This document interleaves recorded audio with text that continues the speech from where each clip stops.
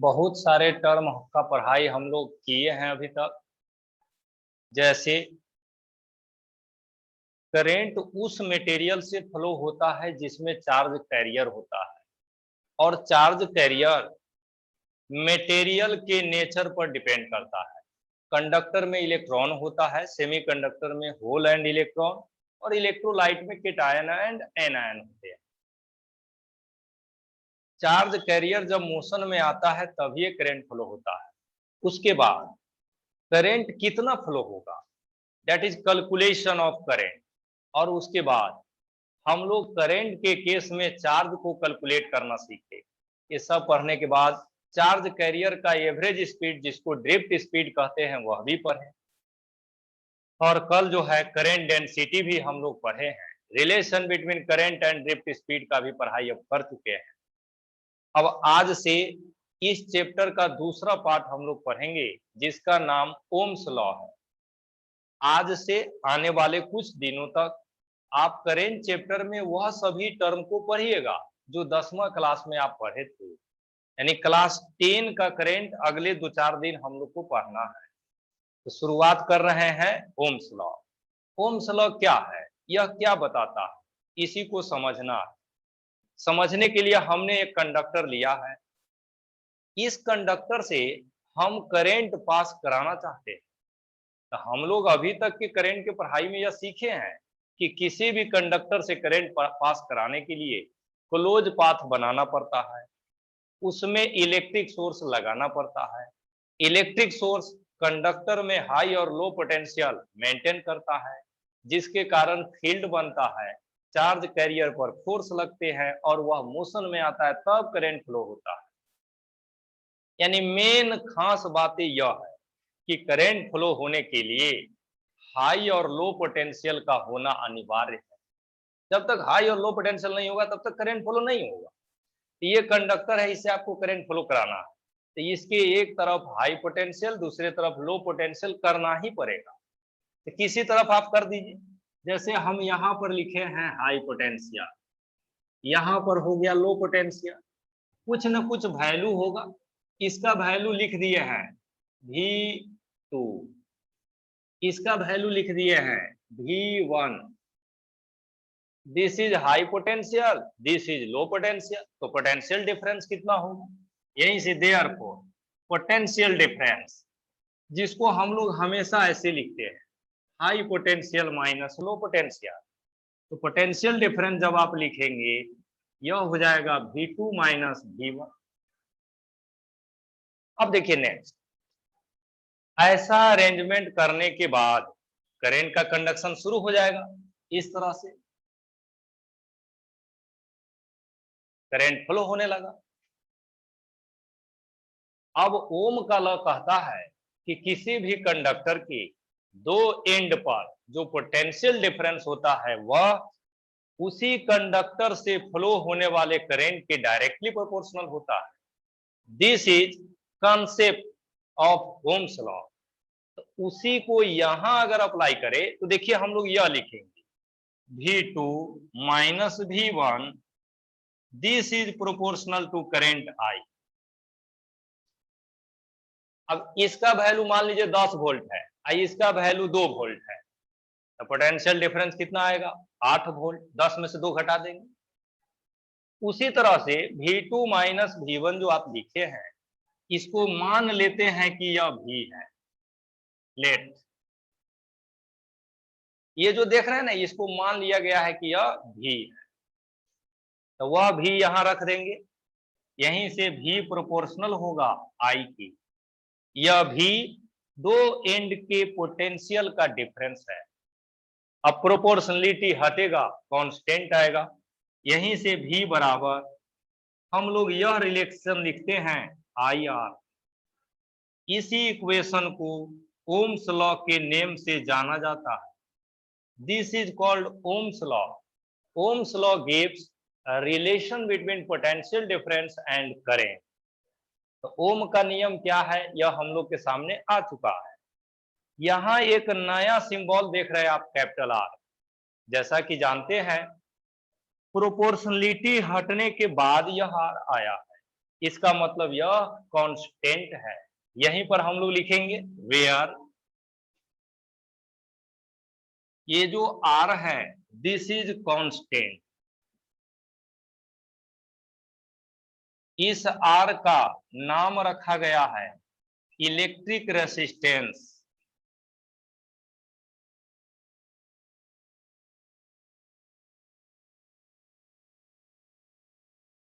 किसी भी मटेरियल से जब आप करंट पास कराएंगे वहां पर यह रिलेशन, हालांकि ओम का नियम मेनली कंडक्टर के लिए बताया गया था, तो कंडक्टर के केस में हम लोग यह लिखते हैं। अब देखिए आर के बारे में दो बातें तो आप कह दिए कि यह कांस्टेंट है और इसका नाम रेसिस्टेंस है। तब प्रश्न यह है कि रेसिस्टेंस किसको कहते हैं, यह क्या होता है, यह क्या करता है, ये सब अब हम लोग पढ़ने वाले हैं। अब आर आ गया है तो आने वाले लगभग कम से कम एक सप्ताह तक आप एक ही चीज पढ़िएगा जिसका नाम रेसिस्टेंस है। एक और बात बता देते हैं, ओम का लॉ पढ़ने का मतलब होता है रेसिस्टेंस का पढ़ाई करना। ठीक है, अब हम लोग रेसिस्टेंस को पढ़ेंगे कि यह क्या होता है। ऐसे ओम का नियम क्या है यह हम लोग लिख लिए हैं, समझ गए। अब आगे आर को पढ़ने से पहले हम लोग ओम्स लॉ को डिराइव करके भी पढ़ाई करते हैं। ये तो डिफाइंड आप पढ़े हैं, डिफिनीशन पढ़े हैं ओम्स लॉ को, इस इक्वेशन को डेरिवेशन करके भी प्रूफ किया जाता है, वह भी आपको अभी हम बताएंगे।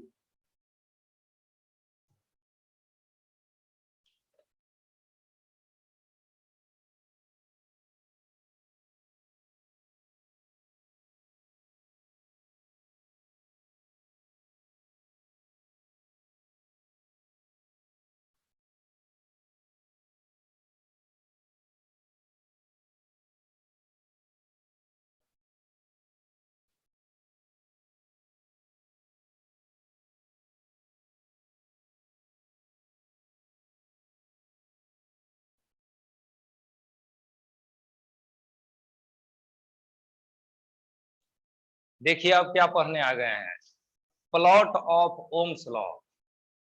ओम्स के नियम जो अभी अभी आप पढ़े उसको ग्राफ में कैसे हम लोग दिखाएंगे, that is graphical representation of Ohm's law, ये पढ़ने आ गए हैं। इक्वेशन आपके सामने है V इक्वल्स आई आर। ये जो इक्वेशन है इसको मैथमेटिक्स के लैंग्वेज में लीनियर इक्वेशन कहा जाता है।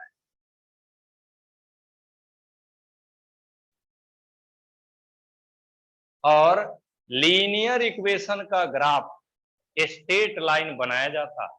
यहीं से लिखेंगे the plot will be straight line.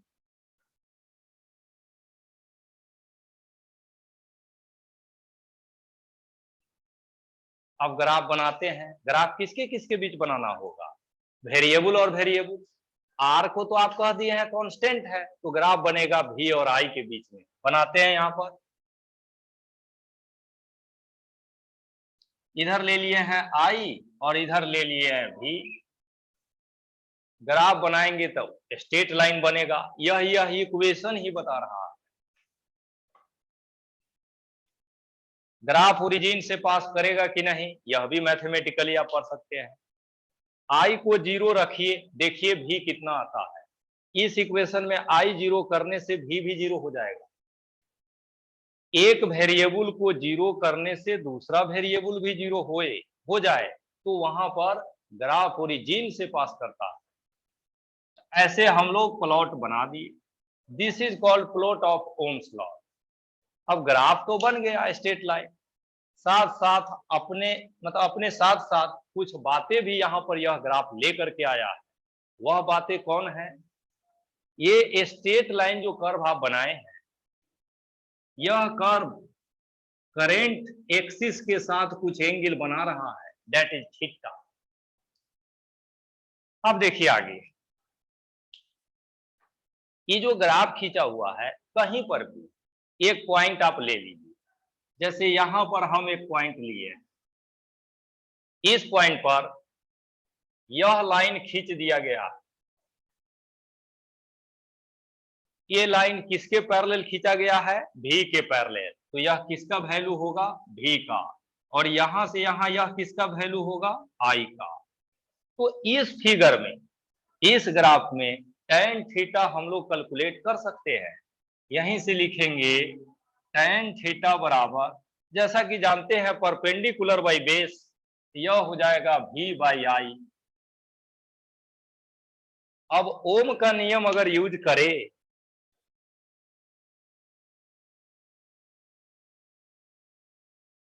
देखिए यहीं से बाई ओम्स लॉ,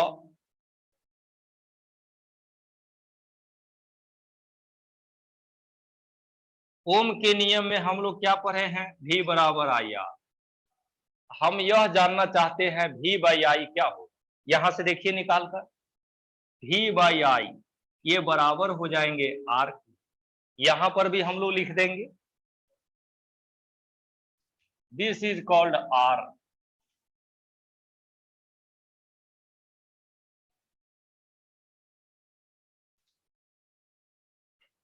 आप में से बहुत सारे स्टूडेंट क्लास 11 में मैथमेटिक्स पढ़े होंगे, वहां पर कोऑर्डिनेट ज्योमेट्री आप पढ़े हुए, जिसमें ग्राफ के बारे में पढ़ाई होता है। Straight line, parabola, ellipse, circle, ये सब ग्राफ जब आप पढ़ते हैं, उन सभी ग्राफ में जब tan थीटा का वैल्यू निकालते हैं तो इसको स्लोप के नेम से जाना जाता है। ये जो रेड कलर से हमने लिखा है यह स्लोप का वैल्यू है, इसको हम लोग स्लोप कहते हैं। स्लोप का मतलब ही होता है tan थीटा। यहां से जानकारी यह है कि ओम के नियम में अगर स्लोप का वैल्यू आप निकालिएगा तो वह हमेशा रेसिस्टेंस के बराबर होगा। यहां से हम लोग एक लाइन डिफाइन करते हैं, the slope of V I curve always equal to electric resistance. Figure बना के ये सभी बातें लिख दीजिए और नीचे एक लाइन स्टेटमेंट लिख दीजिएगा, the slope of V I graph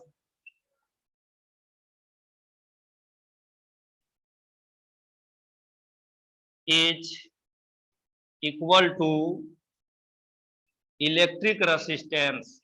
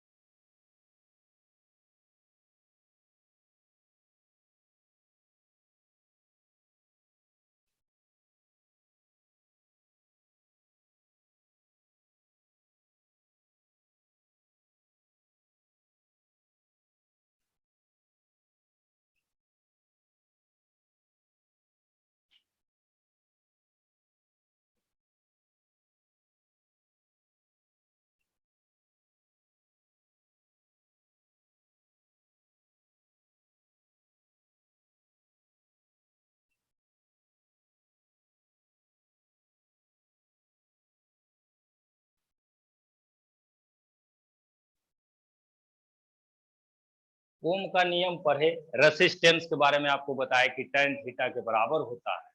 अब इसी पर आधारित एक ग्राफ आपके सामने है। ये सब जो अभी हम बता रहे हैं ये सब क्लास 10 में भी पढ़ाई होता है। देखिए यहाँ पर वोल्टेज और करंट ग्राफ दिया हुआ है, ग्राफ बना हुआ है, सारा वैल्यू भी दिया है। क्वेश्चन पूछ रहा है कि रेसिस्टेंस क्या हो। रेसिस्टेंस बराबर होता है tan थीटा की। यहीं से लिखेंगे रेसिस्टेंस बराबर होता है V/I, जो बराबर है tan थीटा। यहाँ पर थीटा यही लेना है, करंट के साथ जो एंगल बनेगा वह tan थीटा बराबर होता है परपेंडिकुलर बाई बेस। अब परपेंडिकुलर यह लीजिए या ये पूरा लीजिए, बात सेम है। यहां से अगर आप लिखेंगे तो यह होगा 200/10 या फिर 100/5। कहीं से निकालिए, रेसिस्टेंस आपका आ जाएगा 20। थोड़ी देर में आपको रेसिस्टेंस का यूनिट डायमेंशन पढ़ाएंगे तो बताएंगे रेसिस्टेंस का ऐसा यूनिट ओम होता है।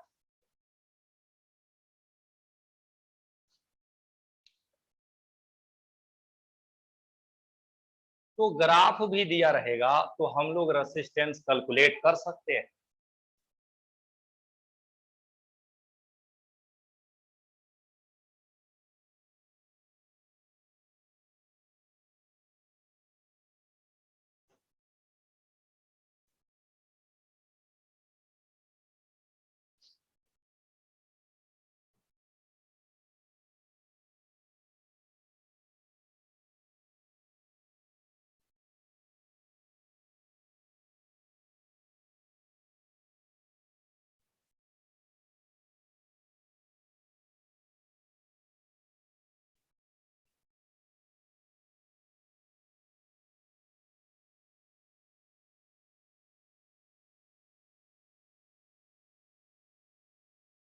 जैसा कि आपको बताए हैं, ओम का नियम 10वां क्लास में डिफाइंड वे में पढ़ा जाता है। यहां भी डिफिनीशन हम लोग पढ़े हैं, लेकिन इस ओम के नियम को आप आज डेराइव भी कर सकते हैं। ओम के नियम का डेरिवेशन किया जा सकता है, वही करने जा रहे हैं। तो देखिए, ओम का नियम बताता क्या है? By Ohm's law potential difference V equals IR। Ohm का लॉ यही है। हम लोग कल क्या पढ़ रहे थे सो देखिए, सेंस रिलेशन बिटवीन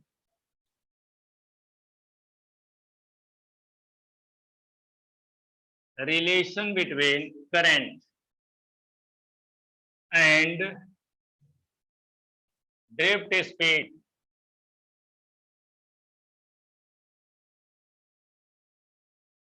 ये जो अभी हम लिखे हैं, इसका पढ़ाई कल के क्लास में हम लोग किए हैं। क्या लिखे हुए हैं? Relation between current and drift speed. देखिएगा, कल यही पढ़ाई हुआ था।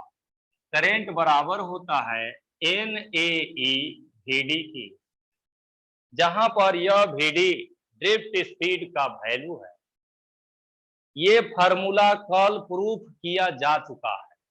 अब इसी फार्मूला का इस्तेमाल ओम के नियम को प्रूफ करने के लिए हम लोग करने जा रहे हैं। अब देखिए, हम लोग जानते हैं sense drift velocity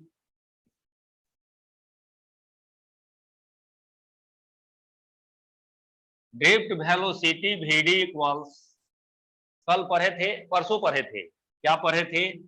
E/m into tau या फिर EV/ml इंटू टाउ।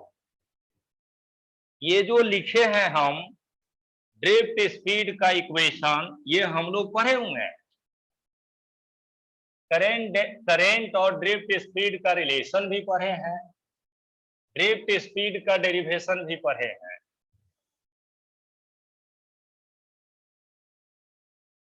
अब चलिए वैल्यू पुट कर दीजिए, इसको इक्वेशन नंबर 2 कह दीजिए।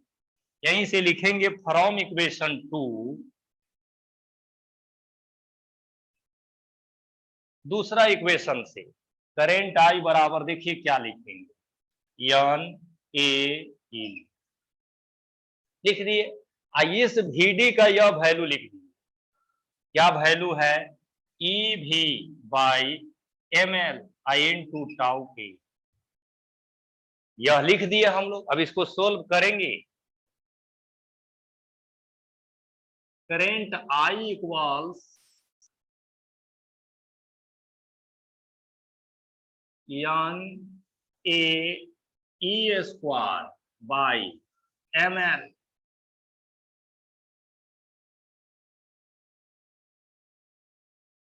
भी को हम अलग कर दिए, बाकी सबको एक साथ लिख दिए, n A E square tau by m L.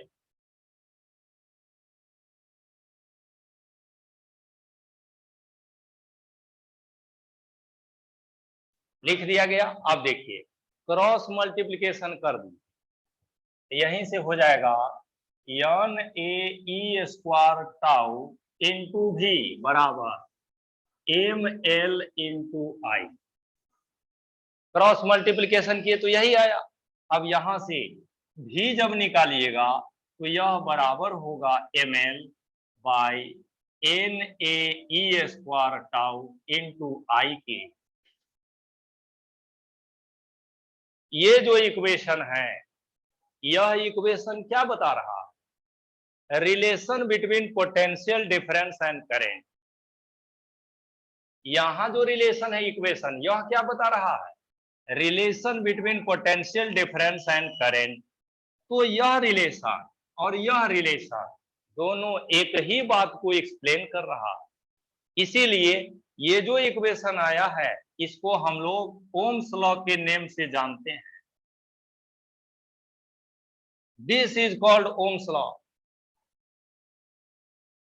तो ओम का नियम यहां से हम लोग इस तरह से डिराइव किए, इसको कह दीजिए इक्वेशन नंबर 3। अब यहीं पर लिखेंगे by comparing with equation number 1। ये जो इक्वेशन आया है 3 नंबर में जिसको आप लिखे हैं, इसको हम लोग एक इक्वेशन से कंपेयर करने जा रहे हैं। अगर कंपेयर आप करेंगे तो किसका वैल्यू मिलेगा सो स्पष्ट दिखाई दे रहा है। देखिए भी के जगह पर भी है, आई के जगह पर आई भी है, तो जो रह गया वह किसके जगह पर है? आर के जगह पर है। अगर आप कंपेयर करेंगे तो आर बराबर यही मिलेगा, this is M L by N A E square tau की। This is called electric resistance.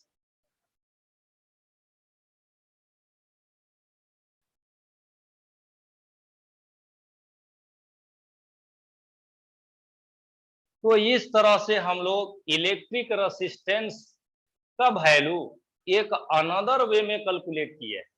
हालांकि अभी पढ़े नहीं है कि रेसिस्टेंस क्या होता है, लेकिन ओम के नियम का जब डेरिवेशन किए तो यह रिजल्ट हम लोग को मिला।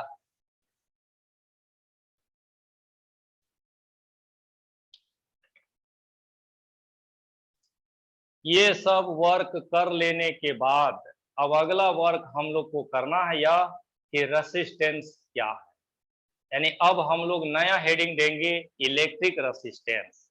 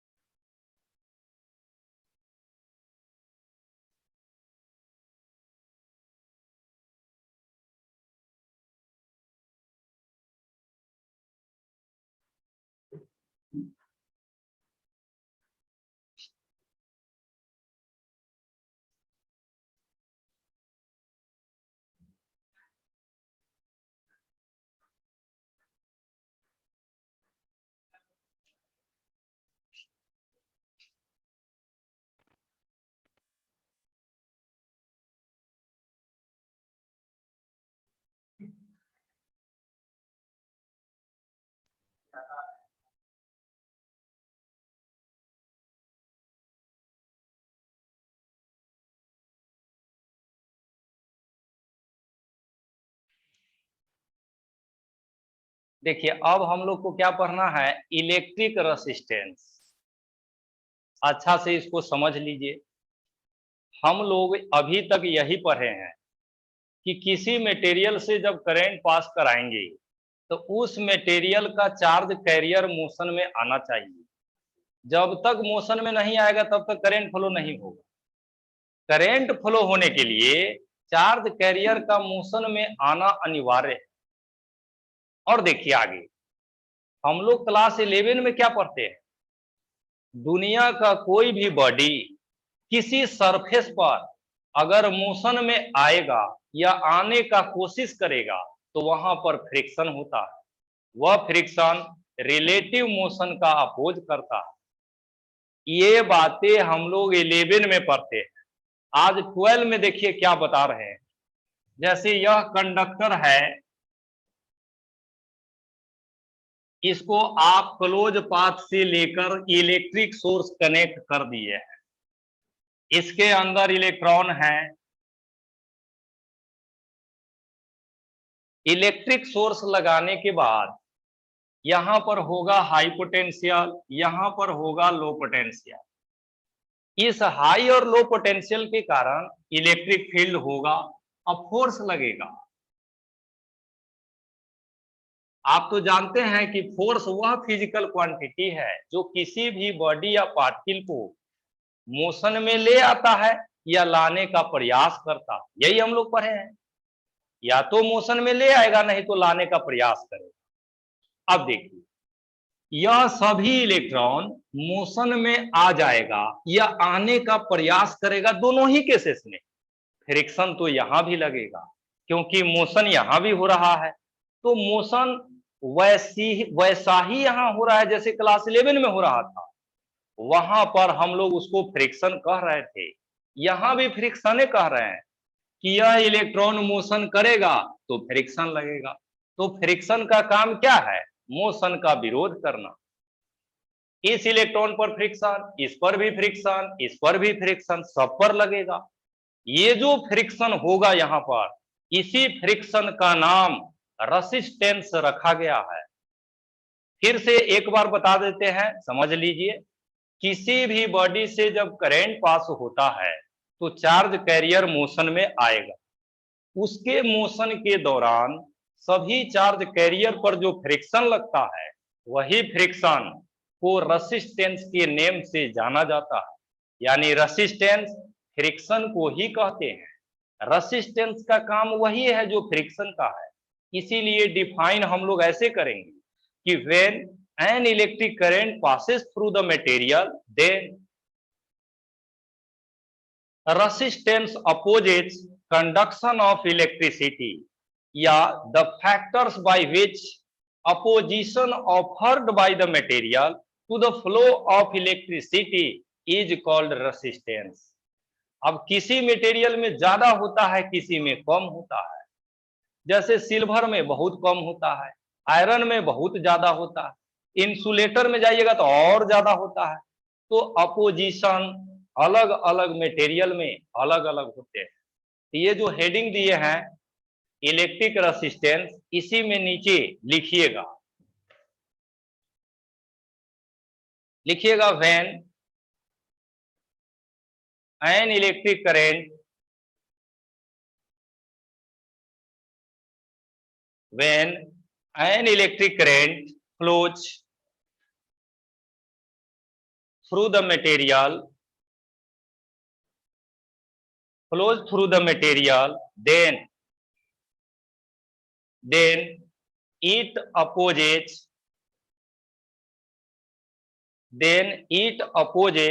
flow of electricity,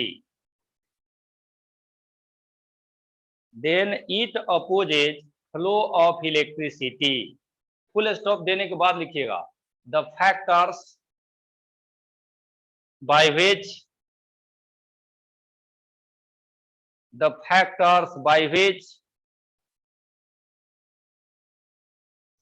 opposition offered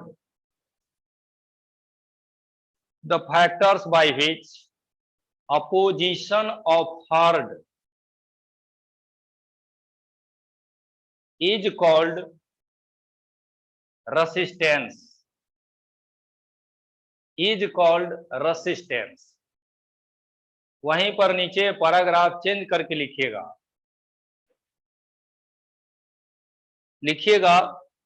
the opposition offered by the conductor,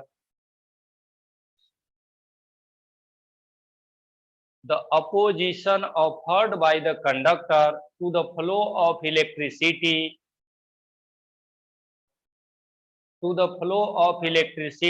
through them, to the flow of electricity through them is called resistance।